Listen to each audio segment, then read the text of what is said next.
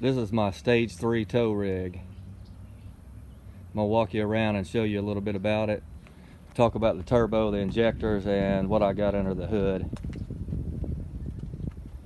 First thing, it's hard to see back there. Got a stage 3 KC300X turbo. I believe it's 66 73 millimeter. S&B Intake. Stage 3 injectors, full force diesel, 205/80s. They're single shot hybrid injectors. They say they don't need an additional fuel system to go with it. I'm not quite sure that's true. I just took a test run earlier, and full throttle you can feel it defueling. It'll only put out so much power, and it feels like the turbo has a lot more in it. Alright, let's look at the rest of it. Got an iron bull trailer, empty, about 6,000 pounds. Truck, it's got a little bit of liquid weight on it, probably about 2,000 pounds. It normally runs around about 6,000 pounds in the bed. Right now it's only 2,000 when we're gonna make our run. When we go out, we're gonna be pulling that trailer so I can put a load on the engine, and you can hear some of the turbo sounds, see how it performs. It's by no means a race car, but it will pull that trailer. I've had it loaded about 12,000 pounds, and the truck we're looking at 8,000 plus 6,000, so we're looking at about 26,000 gross between truck and trailer, and it'll still get up pretty good. I've yet to drive it without the trailer because that's my business trailer. I actually run 2 businesses with this truck. Dump trailer hauling, and I do a mobile fuel delivery service. So the trailer pretty much stays hooked to it. When I do the run, it's going to have it on there.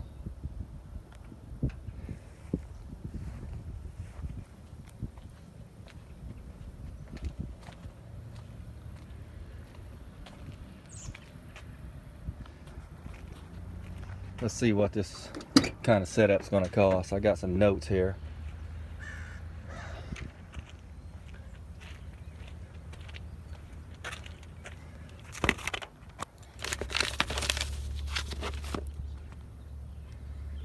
Basically what you're looking at is about 525 to 550 horsepower, well over 1,100 foot-pounds of torque for a stage 3 7.3. That's with your 205/80 injectors and good tuning. I run tuning by 1023 diesel. I've been real happy with it. I can turn up their hottest tunes, and the turbo cleans it up fairly well at higher RPMs. What else do I got on it? 4-inch diamond eye exhaust, S&B intake you seen earlier, help it breathe. Overall, a stage 3 setup's going to cost you about a little over $5,000, and that's with you installing all the parts. I got a quote from a shop recently to install my turbo, and they said it was going to cost $400, which after I installed it myself is a heck of a deal. I will gladly pay somebody $400 to install this turbo again if I change it out. I also done the injectors on it. They're a full force diesel, stage 3s. It's got a Hydra Edge CTS2 monitor. Changed out the bellowed up pipes. The factory ones are junk. They leak at the manifolds. They also leak at your collector. If you ever do a turbo swap on your vehicle, you're going to see exactly what I mean. You'll probably pull your turbo out and be able to grab a hold of the collector and just shake it. It's so loose. All right, let's take a look at the little bit of difference between the stock turbo and an aftermarket turbo.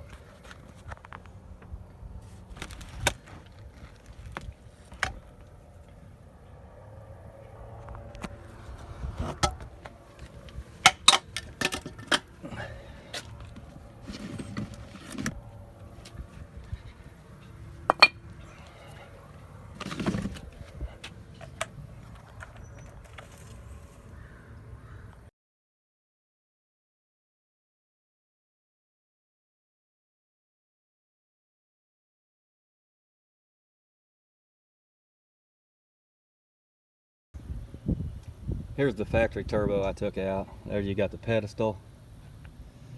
It's still got the exhaust back pressure valve actuator on it. The old one had damaged fins. I don't know if you can see that, but it's got some chips, a little bit of bent fins on it, and quite a bit of wear. And your intake tube. The intake tube on the factory one's 3 inches on one end and 4 inches on the other. The aftermarket turbos are going to have a 4-inch intake all the way through. This turbo, I believe, is 63mm compressor wheel. Your stage 3 KC turbo is going to be a 66 with a 73mm exhaust turbine wheel. Another difference, you're going to have a billet wastegate. This is just stamped steel. I believe it's set at 25 pounds. The KC turbo is going to be set at 33 pounds. This is the part that caused a lot of problems. Your pedestal that has the exhaust back pressure valve still on it. As you can see, there's grease and oil all around it. It leaks from this rod right here. It's a bad design from Ford. A new aftermarket one is going to have the rod deleted and this part deleted, so there's no leaks anymore. Earlier today I showed you guys the old turbo that come out of here. This is it again. I plan on keeping it. All these parts in this big box is a rebuild kit and also an upgrade kit. Let's go through what we got here. Basically what it does is turns the factory Garrett turbo into a GTP 38R minus the ball bearings. This has journal bearings in it in this kit. Here's what it comes with. Got all your internal parts, your seals, bearings, bolts for your housings, exhaust housing and your front cover. Alright. These bolts, I have no idea what they go to. They're hex head bolts. 7 of them.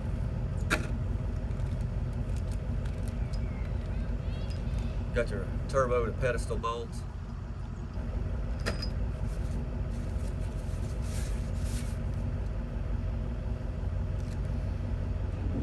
Like I talked about before, this is the factory pedestal. It leaks bad. This is a new deleted pedestal. There's no exhaust back pressure valve on this one, so nowhere for it to leak, as long as you put the seals in properly. Next thing, the exhaust housing.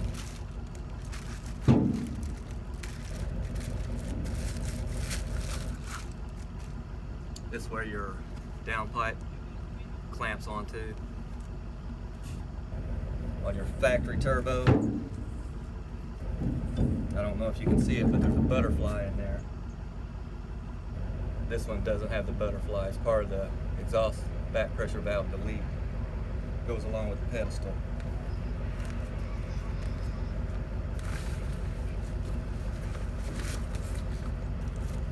This is your new intake boot.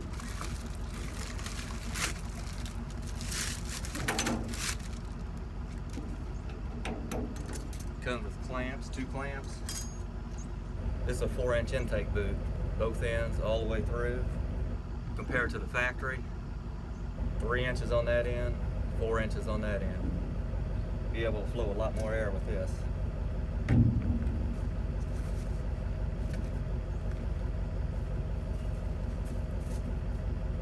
Here's the new backing plate.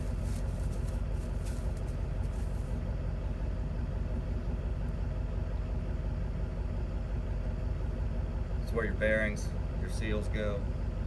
Easy 5-bolt, 12-point.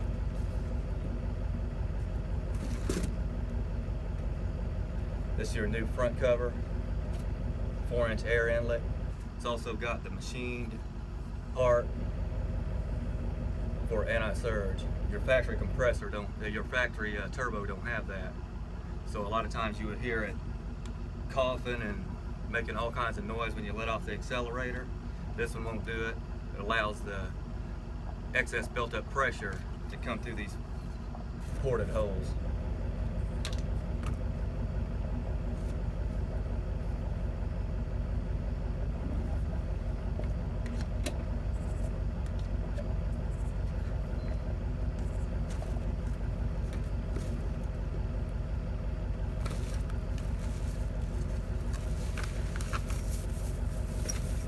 Factory turbo, like we talked about earlier, has a stamped steel wastegate set at 25 psi. The kit comes with a billet wastegate. This one should be set at about 30-35 psi if it's similar to the KC turbos. For some reason they sent me 2 rods here. I don't know why.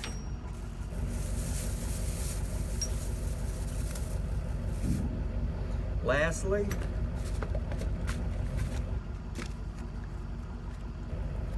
compressor wheel. They sent 2 of them.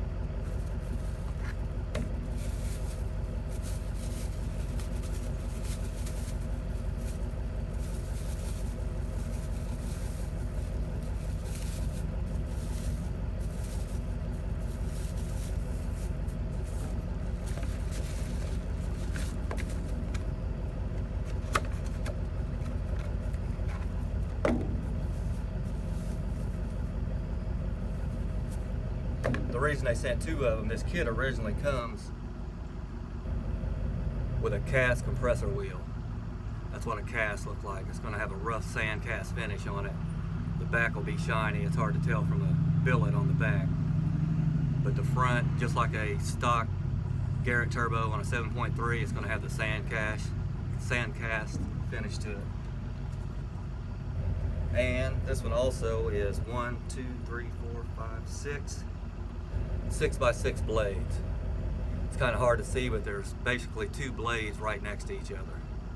That's what they call a 6+6.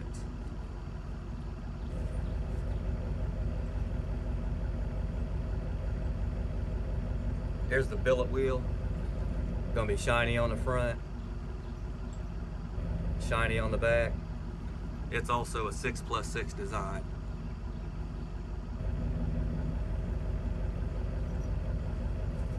What I plan to do is to rebuild this turbo, put this upgrade kit in it, and then swap out my KC300X and compare them.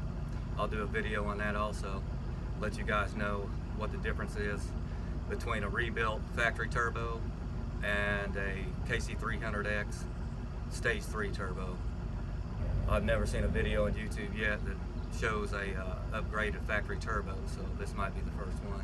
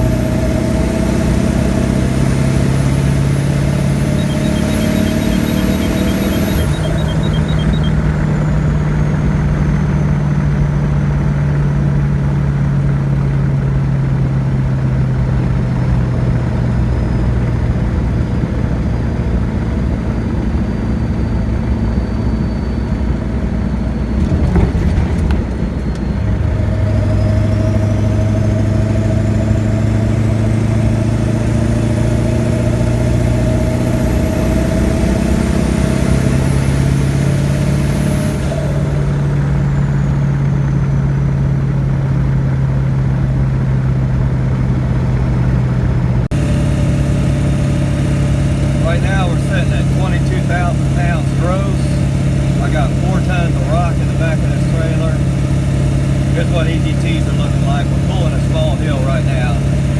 They're normally staying around 8 to 900. Very acceptable. Using 1023 diesel tunes. I'm set on medium tow right now. We'll see what they look like once this ground levels out. We get on flat ground.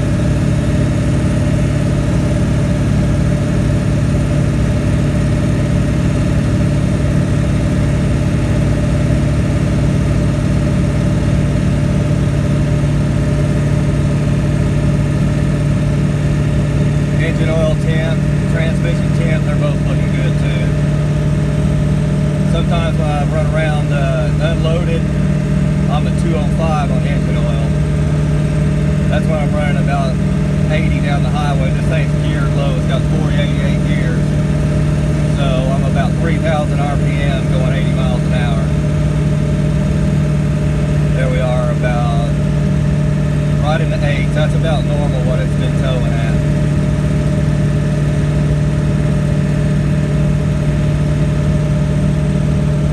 I don't try to run it hard when I pull a load like this. I got a stock transmission. Nothing's been done to it whatsoever. I don't feel like ripping it out. I'm afraid 1100 foot-pounds of torque would do that real quick.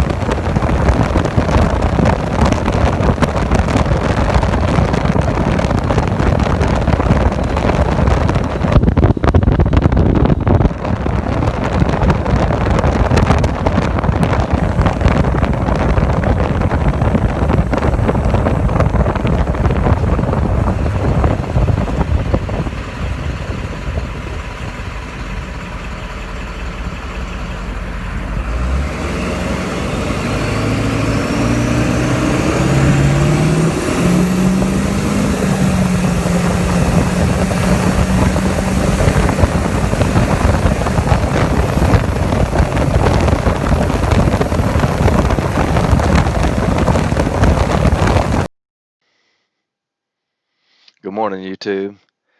I'm back and going to do some audio only. Throw a couple pictures up here, give you something to look at. I try to cover as much as I could in the videos, as far as getting some sounds of a KC turbo inside the cab, outside the cab, what different tunes will look like as far as how much they smoke, and the cleaner tunes, how they run, things like that. What I want to do now is go through the steps that it takes to get you to a stage 3 engine. Stage 3 is nothing hard by no means at all. It's simple aftermarket bolt-on parts. It can get pretty expensive.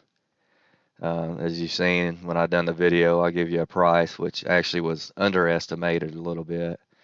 you're probably looking at about 5,500 to 6,000 in parts. And that's, again, if you do the work yourself, which is not hard to do. It's not rocket science working on this engine. All right, let's go ahead and get started on it. Some of the steps, and this is the order that I done my truck in. You don't have to do it this way, but most people do. It's kind of the common sense way. First thing you want to start with, upgraded intake and exhaust.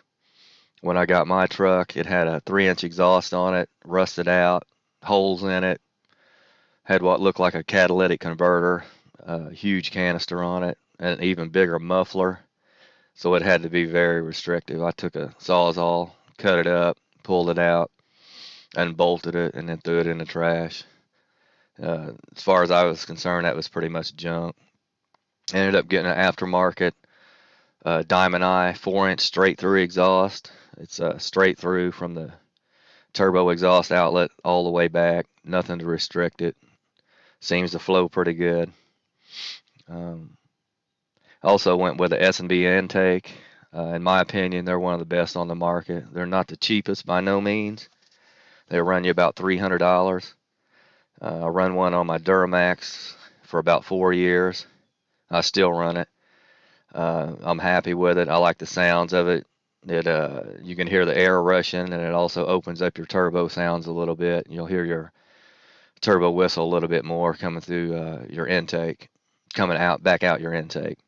It also has 2 inlet ports on it. One is on your left driver's side fender, and one is towards the front of the truck. So it's got 2 avenues to pull air into, which is a good thing. Lets a lot of air flow through it. It's got a pretty large oval air filter on it. I run a Riff-Raff Diesel pre-filter cover. That also works really good. Not only it works good, it looks good. You can match it up to your engine, if you're into that kind of thing. They come in black, red, I think a couple, maybe blue or something like that. But the main benefit of that is it keeps you from having to clean that filter all the time. All I do is pull that pre-filter off. It slides off like nothing. Shake it out, and then I put it right back on. I have yet to clean the filter on my Duramax or on this 550 or the 7.3. The filter looks pretty clean to me. I slap it in my hand and see if any dust comes out, and never anything comes out. So that pre-filter works really good. Save you time of having to clean your filter. Next thing you want to look at once you do your intake and exhaust is your injectors and your tuning. From the factory, a 7.3 has what they call a split shot injector. What that means, it has a pilot shot of a little bit of fuel that gets shot into the engine.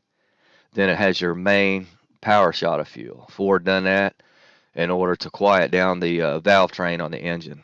As everybody knows that has a 7.3, they do have a noisy valve train, and that was Ford's attempt to quiet it down.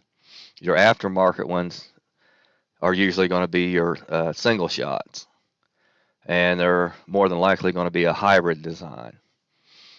Single shots, I'll tell you, when I went from factories to singles, they are a little bit louder. It's nothing obnoxious. I don't mind it at all.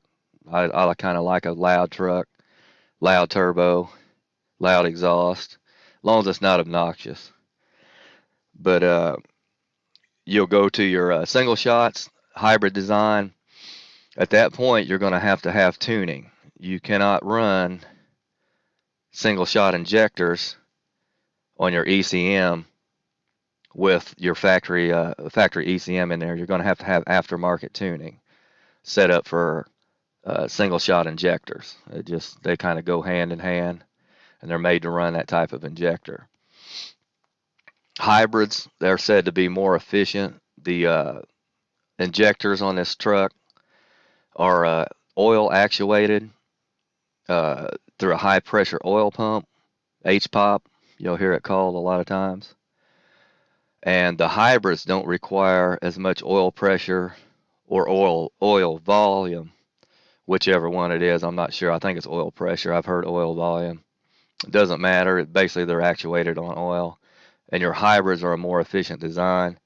They don't require as much oil as a factory injector would. So therefore, they say you don't have to upgrade your HPOP and your fuel system. Uh, I'm not sure that's true. Like I said on the video, when I've floored on a hot tune, it seems to hit a brick wall at some point. I don't know if it's defueling because of boost. They say it hits 25 psi, it'll defuel on the factory ECM. And I'm running a boost fooler that's supposed to eliminate that defueling based on your high boost levels. I don't know if that's doing it or it's just simply running out of fuel. That's something I'm gonna have to look at. It seems like the turbo's got a lot more in it. It's spooling good. You can hear it just the sound pressure and the whistle. Mainly the sound pressure. You can tell that thing is moving a huge volume of air because you can hear it inside the truck with that S&B intake. But I don't believe it to be the turbo running out of power or anything like that. I think it's somehow defueling or running out of fuel for whatever reason. The tuning that I run is 1023 diesel. There's a lot of good tuners out there. You got 1023 diesel. You got Jelly Built. He's said to be a very good 7.3 tuner. I'm actually going to purchase some of his tunes here in the near future, run them side by side with 1023s.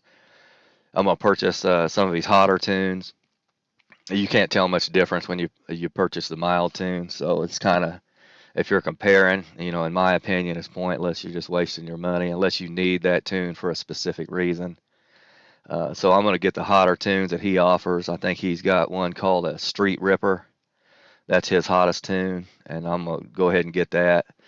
Compare it to the Ludacris Tune from 1023 and see how EGTs look, smoke, whether a KC turbo will clean it up or not. If it cleans up faster, cleans up better, or smokes a lot more, we'll see. And that's all depending on the tuning and how much fuel they're dumping into the engine based on that tuning.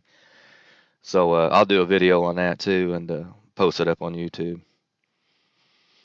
Another one that does tuning is SDK. They supposedly have the most powerful 7.3 engine build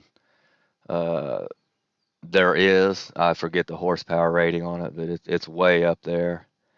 I'm not concerned with things like that. That's why I didn't really go with them. I'm sure they're good tuners, but I'm not looking for race levels or drag levels of horsepower. So I just wanted to go stage 3 and that was it.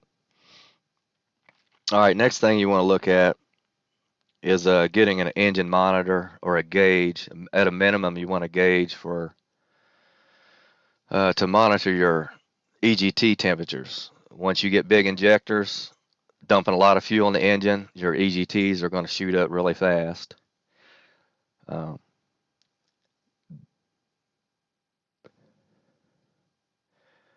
That's where your good tuning comes in also. It's going to limit the amount of fuel on your lower tunes that goes into the engine, keep your EGTs cooler for longer driving periods. On your hotter tunes, there's not much you can do to cool it. Well, there is things you can do. We'll touch on that too, but if you just got the basics on your truck, it's going to get hot. One way to cool it down, they say, is a bigger turbo, which moves more air. The air is going to cool down that exhaust gas temperature. But it's a must that you monitor that once you go bigger injectors, especially stage 3. You'll see your EGTs just skyrocket very, very fast too, especially if you're towing heavy loads and you're pulling uphill. They're going to go up. I've hit 1300. I don't like to keep it there very long, maybe 5 seconds max, and I shut it down, get off the throttle. One thing you'll notice about EGTs, they're very linear with how fast and how far you push that throttle. If anybody's monitored their EGTs with a gauge or a CTS2 from Edge, you'll notice that real quick that it's very linear. as opposed to your engine oil temperature. They tend to heat up on long runs, on heavy throttle, at high RPMs. It's not quite as linear, but that's what gets your engine oil heated up. Okay, once you do big injectors, big turbo, you're probably looking at 500 to 550 horsepower, 1,000 to 1,100 plus foot-pounds of torque, and that's some serious power. Now you're going to have to start looking at other things, finding the weak link on your truck, or knowing the weak link, I should say. If you don't know the weak link, trust me, your truck's going to find it, and it's going to be expensive to fix it. One of the things you need to know is what type of rods you have when you're pushing that kind of horsepower and torque. There's two types of rods that these trucks come with, and one of them's called PMRs. You'll see it in forums. They abbreviate it PMR. It's powdered metal rods, and you also have factory forged rods. Your factory forged rods were in your earlier builds when they first started making the 7.3, and that goes from 1994.5 to year 2000 builds. Those came with your factory forged rods. From 2000 to 2003, you have powdered metal rods. Now, with that said, neither one of them are set in stone. You can have a 2003 build that has forged rods in it. You can have a 2000 or a 99 build that has powdered metal rods in it. The only way to tell is to get up under your engine, and there's an Allen bolt under there that you pull out. Try to shine a flashlight in there. I've tried that. You can barely fit your head up in there to see it, but an inspection gauge with a light on it would be much better. And what you're looking for is the end caps on the rods. One of them has a bolt that goes through it, and on the end cap, it'll actually be a nut on there, a nut and a bolt. And one of them has just you'll see a bolt head, a 12-point bolt head, going through the cap of the rod, and that's the difference between the two. It's not easy to tell. They look very close, and it's even harder when you're up under this truck, and it's dark under there, and you can't see much. So that's how you actually tell. You can get a general idea by the year of your truck, the year make of your engine. Mine is a 99 and a 2004 model truck. I'm pretty sure I've got forged rods in it, but like I said, I wasn't able to verify that. So you want to know that. A little info on PMRs versus factory forged. PMRs are good to about 450 horsepower, 900 foot-pounds of torque. Factory forged, you're looking at about 600 horsepower, 11 to 1200 on torque. So once you go stage 3, you're definitely going to want some forged rods in there and good tuning, because you're already going to be slightly exceeding the PMR threshold on those. There's a good article online. I don't know who wrote it, but it's called Threshold for Pain, and it tells all the max horsepower rate levels that each engine from Ford will handle, whether it be your 6.0, 6.4, 6.7, 7.3, and it's actually a pretty good read. You'd be surprised how stout a 6.4 is and a 6.0. I can't remember what they said about the new 6.7s, but I think your stronger ones was your 6.0 and definitely your 6.4.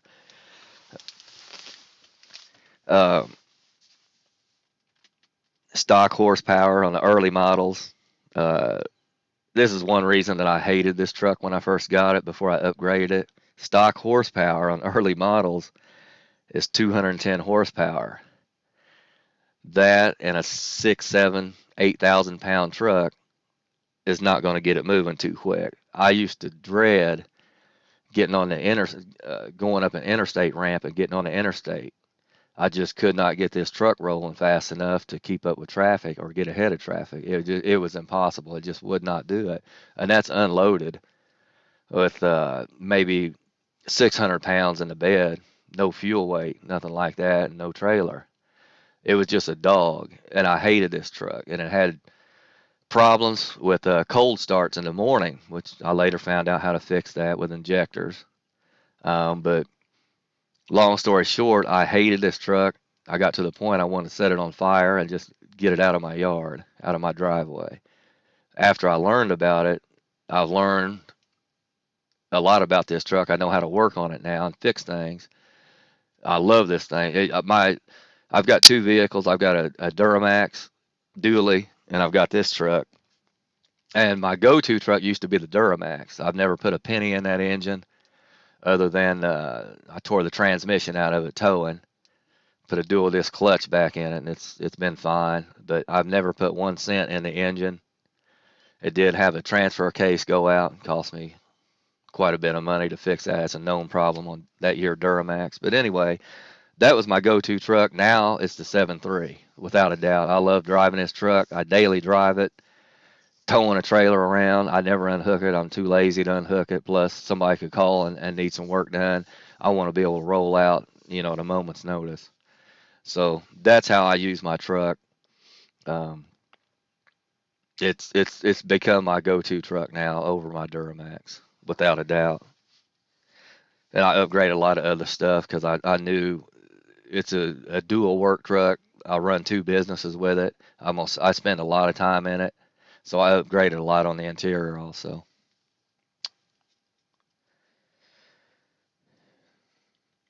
Okay. What is next? After you go stage 3 and you're getting those high horsepower levels, what do you want to do next? It's what I call basically bulletproofing it. I know they use that term on 6.0s, and really what you're doing is fixing a junk engine. But in this case, you're really bulletproofing it due to the high horsepower, high torque levels. And there's 3 or 4 areas you want to take a look at. One of them being your valve springs. You want to upgrade those. Comp Cams makes a model 910 upgraded valve spring. It's higher. It's a stronger spring basically. It's a 475 pounds per inch. I'm not sure what the factory springs are rated at. Comp Cam is a good company. That's what I'm going to go with, and that's one of the next things that I'm going to do is upgrade the valve springs. And the reason you do that, you get high boost pressures, high cylinder pressures.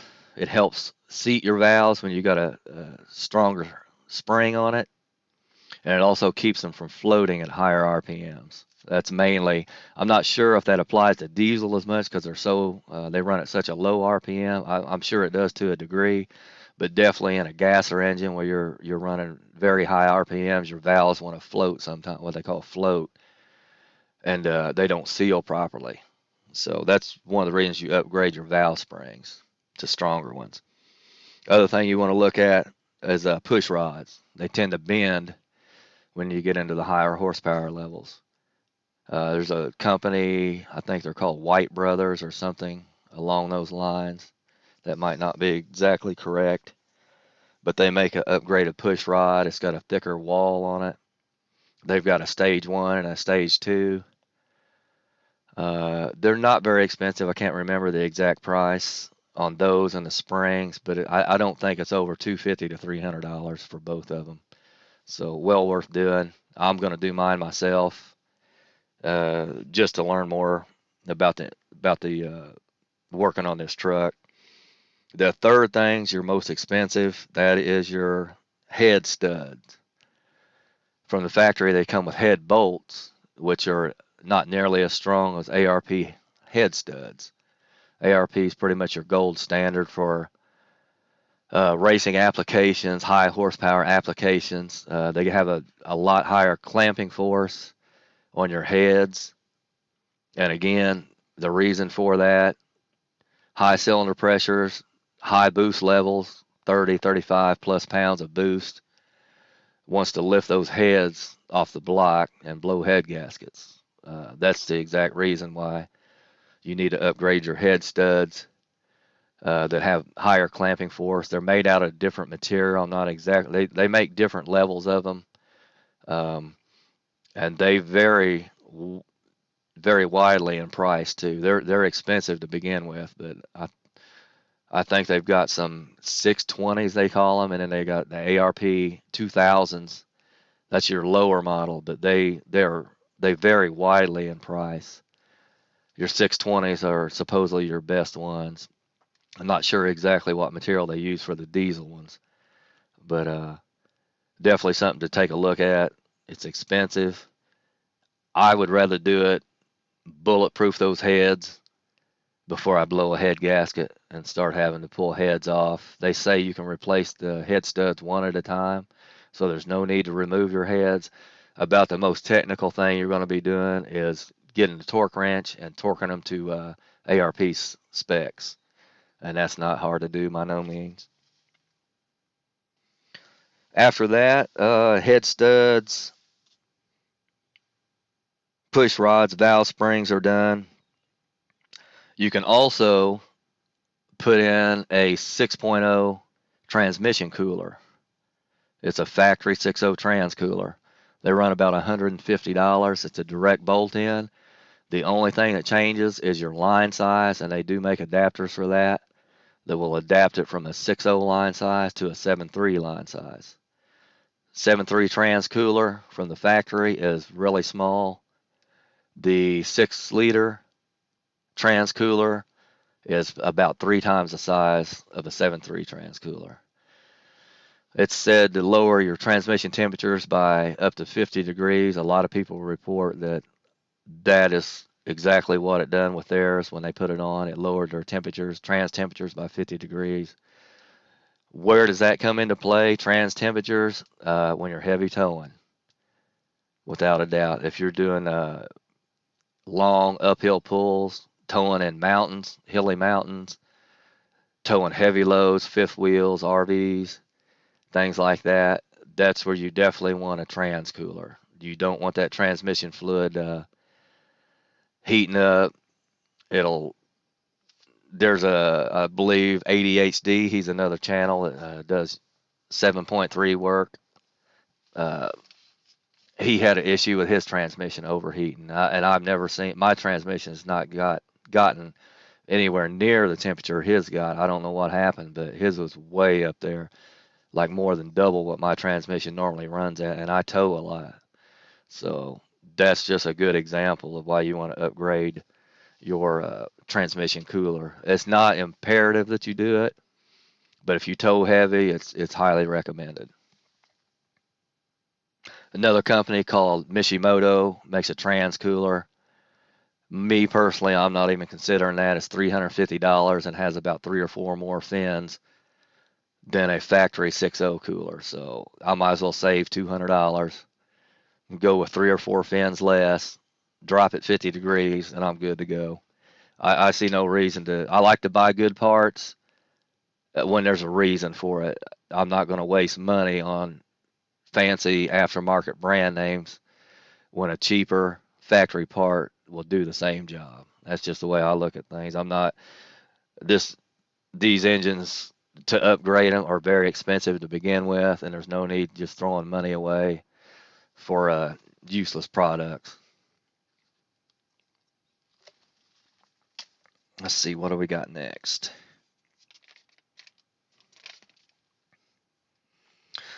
Let's talk about installing the turbo and injectors. I've done both on mine based off of YouTube videos. ADHD has a good video he put out about a month ago showing step by step how to pull your turbo out, up pipes, pedestal, basically the whole procedure, and put it back in. It's a real good video. I recommend if you are considering upgrading or changing out your turbo or pulling it out and rebuilding it, whatever the case may be, take a look at that video. It'll help you out a lot.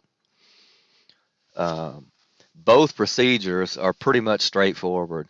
The turbo and injectors are pretty much straightforward. It's not rocket science pulling them out, swapping them out. It's not technical. Of the two, I would say the harder, as far as being being technical, is the injectors, and that's only because you'll get oil down in your cylinders, which you have to turn the engine over by hand and pump the oil out, and it's going to come out of your push rod holes, and it's going to squirt about 30 or 40 feet all over your garage if you don't put your valve cover back on. You don't have to bolt your valve cover down, but you need to lay it on top, maybe even put a towel or some weight on it. I don't think it's got that much pressure that it's going to lift your valve cover, but trust me, it's all over my garage right now. My air compressor, the walls, it shot it clear to the ceiling. It will shoot it about 30 feet out, all over the place. Jet black oil that's hard to clean up. So highly recommended you lay the valve cover back on there and then turn that engine over by hand. You can do it in front of the fan blade. There's a big nut that holds the fan blade on. I used a big crescent wrench, and I didn't think at first I could turn this big engine, high compression engine over by hand, but you can do it once you got push rods and that stuff pulled out. You'll see it's not that hard. It's not real easy, but you can turn it over one compression cycle at a time, and it'll get the oil out of there. I turned it over, I don't know how many times. I was scared to death that would have oil left in the cylinders and it'd hydro lock on me. So I kept turning until I seen absolutely nothing come out. I might not have had to do all that, but I recommend you definitely get all the oil out. You don't want oil in your cylinders when you do your first startup after doing your injectors. The turbo swap, it's just straightforward. If you can turn a wrench and unbolt some bolts and bolt them back in, it's a very easy thing to do. Both procedures are back braking, I'll tell you that. You're going to be leaning over the engine for extended periods of time, and it's going to kill your lower back. Your hands are going to get beat up. Your hands are going to be sore from squeezing on clamps, trying to bolt them back in, V-band clamps on your turbo to your collector, your downpipe, which is your exhaust, where it clamps to the turbo. You're going to have to squeeze that on there by hand and then tighten it up, make sure everything's lined up. And that's honestly, that's the hardest part. The turbo, you can pull the turbo out, and I done mine in less than an hour. I had the factory turbo out, and I was all happy, thinking, oh, this is nothing. Then I got to the up pipes. They're an absolute nightmare. I'll tell you that just right up front. The way to do it is don't do it by yourself. I done that and spent 2.5 to 3 hours just messing around, trying to get it. That's why my hands were sore for 3 days. I was trying to pull the up pipes and the collector with one hand, close the gap with between that and the turbo with another hand, and line everything up, and then try to get a V-band clamp on it. It's right next to impossible. I mean, as far as I'm concerned, it's impossible. There's guys that can do it. They've done it by themselves on video on YouTube. I will never try it again. I went and got my next door neighbor, came over, got my son to stand off on the side of the truck, watch the gap between the turbo and the collector, make sure that's closed up. I'm laying on top of the engine, feeling back there for the up pipe to make sure it fits in the slot on the turbo. There's a ring around one of them. It's machined, and they fit together perfectly, and there won't be any play. There won't be any side-to-side, up-and-down play once you get them lined up in that gap closed. That's how you know you have your gap closed if you don't have anybody to look at it for you. It won't move at all, and at that point, that's when you put your V-band clamp on it and crank it down.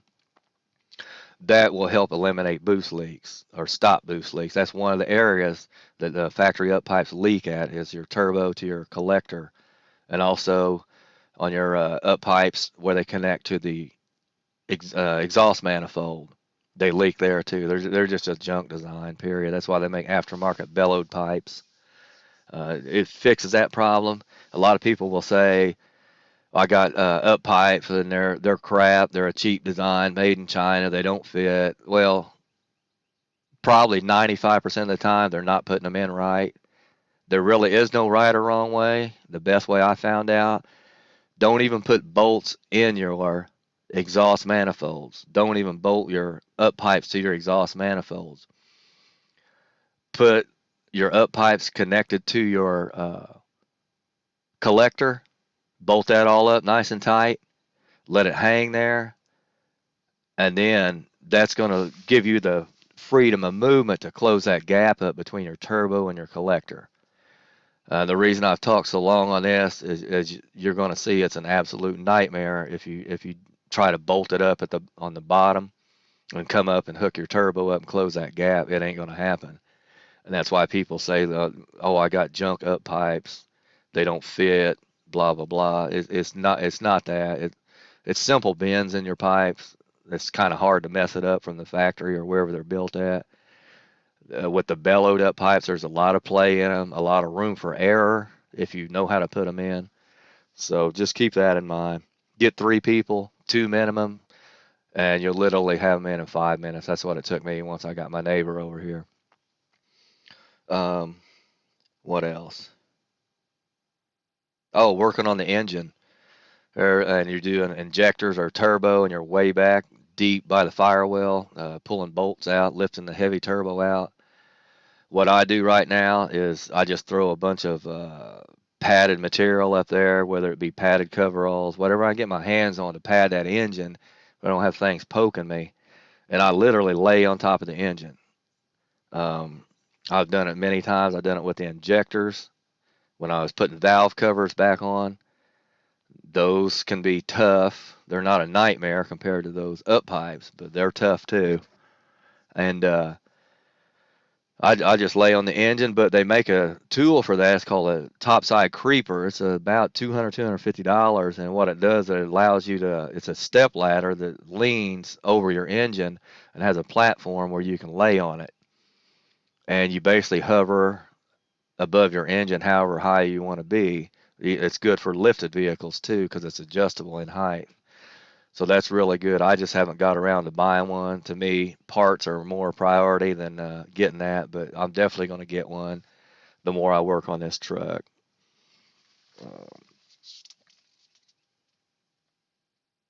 Towing with bigger turbos and injectors. A lot of times you'll hear you can't tow or you've ruined your truck for towing if you put bigger injectors in it and a bigger turbo. Well, the turbo part of it doesn't even make sense because it flows more air, which actually cools your engine down. It doesn't heat it up. The bigger injectors will definitely heat your engine up and get those EGTs up high when you're towing. But based on my experience of towing 12,000 pounds, and that's not a super heavy load like a fifth wheel or an RV, but it's fairly substantial when you take all the weight of this truck into consideration. I'm looking at 26,000 gross. It's having to move all that weight.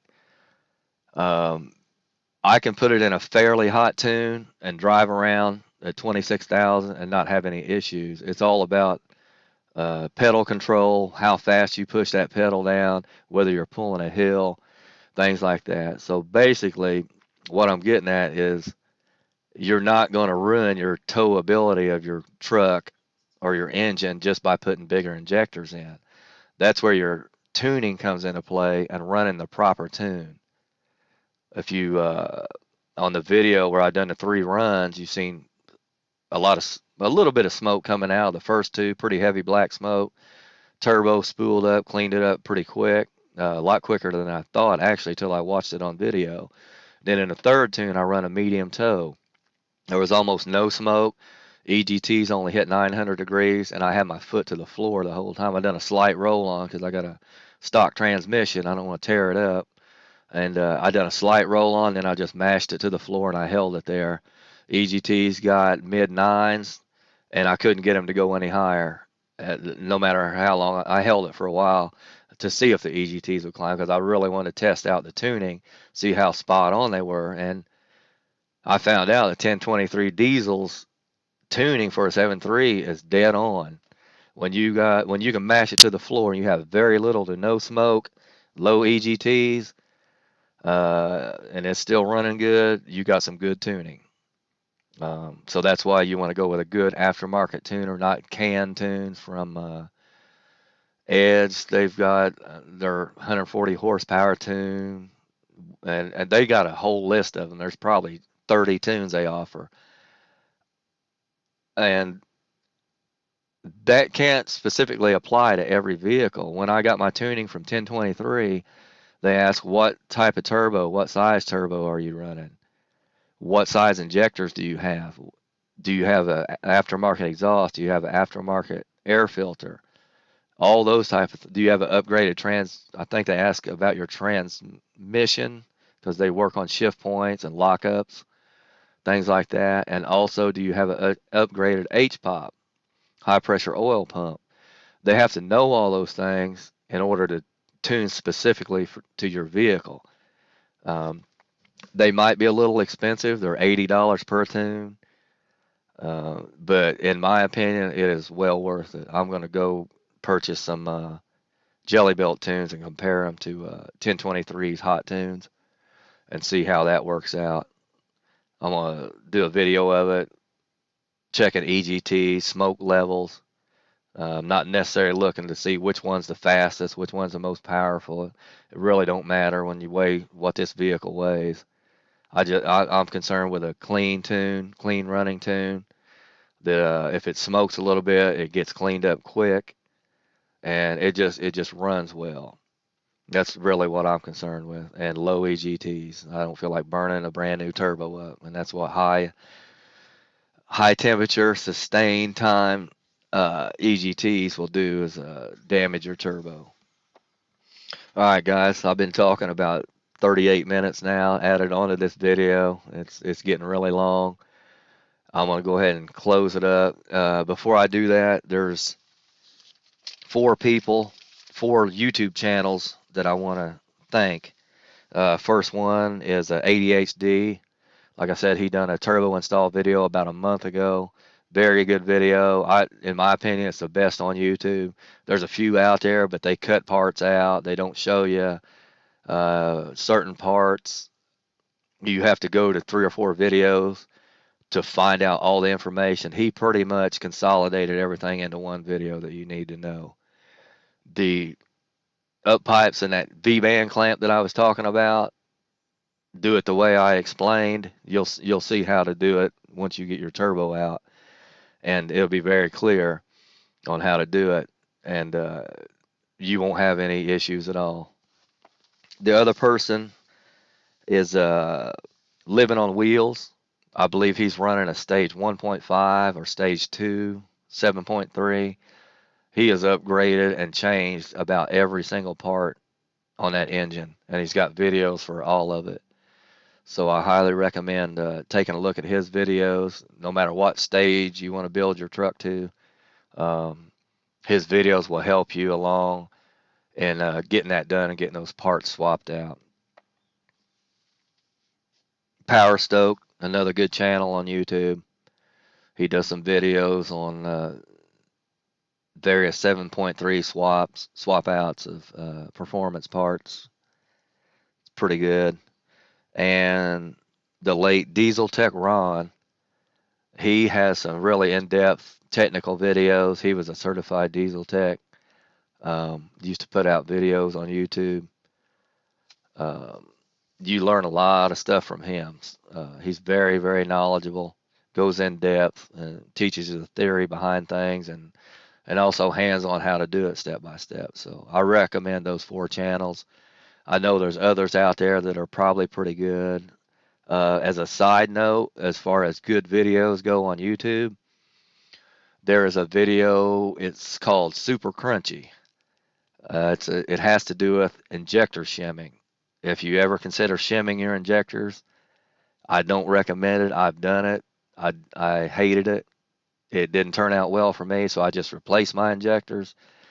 But you're looking at a big cost difference in shimming them, which costs you $110 for a kit on eBay with tools included, versus pretty much the sky's the limit on whatever injector you choose and replacing them. So you're going to save a lot of money by shimming them, and he says that it extends the life of your injectors by over 100,000 miles, I do believe. Not exactly sure on that, but I know it was a pretty high number. I was kind of shocked when I seen that it'll extend your injector life that much. And and again, when you got worn injectors, you're going to have hard cold starts early in the morning when when the temperature drops. It gets to be a nightmare to start this truck or these engines. And shimming them will fix it. Another band-aid is to put arch oil friction eliminator in it. That stuff works. I'm not a big proponent of what I call snake oils, all this crap you add to in your oil, add it to your fuel. It magically does this, it magically cleans that, your engine will be sparkly clean on the inside, and, you know, whatever. It's crap. Marketing hype, they want to sell you a product, but arch oil actually does work. I've used it. It helped my injectors. And going to a thinner weight oil, 5 weight 40 is what I run year round. Rotella T6, it's not cheap. It's probably the most expensive oil, but it's very good stuff. Um, Other band-aids, that's all I can think of right now for worn injectors, because and the reason I mention that's a very common problem, especially over 200,000, 240,000 miles on your truck. They start to get worn, depending on how your truck was taken care of and how often the oil was changed. All right, guys, that's it. I'm gonna wrap it up. This is about the 5th time I've tried to do this audio because of bad equipment, stuff getting erased and things like that. So I'm gonna go ahead and wrap it up. We're at 42 minutes. My next video is gonna be upgrading the factory turbo, probably installing a high torque starter. And well, I wanted to go into a little detail about water meth injection, but I'm not going to because this is way too long. I'll do that on another video.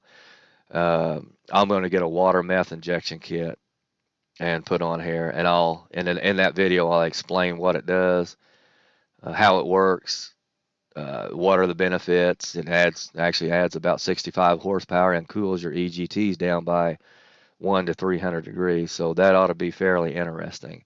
And there's not a lot of information on YouTube about water meth on these trucks.